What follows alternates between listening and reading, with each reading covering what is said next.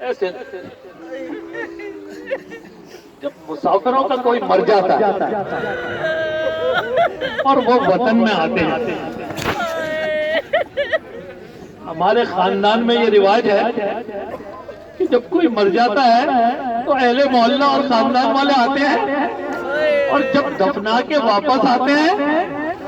तो घर के दरवाजे पे बुजुर्ग खड़े हो जाते हैं और मरने वाले की सुनानी देते हैं, और घर की औरतों को और बच्चों को जमा करते हैं और कहते हैं तुम्हारा जाने वाला चला गया, अब हम हैं तुम्हारे सर पे, अगर कोई वक्त पड़े तो हमें आवाज दे लेना। अली और बतूल की बेटियां भी करबला में देखती रह गई कि कोई आए और हमें पुरसा दे। एक सुलझना आया अपने खून हुसैन के खून से अपने सर को रंगीन करके,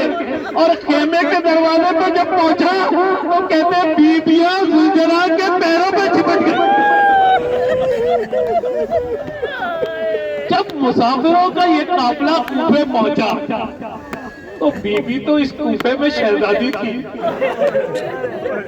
क्यों बैठी है यहाँ, पुरसा देने आई है ना, मत रोए रुके,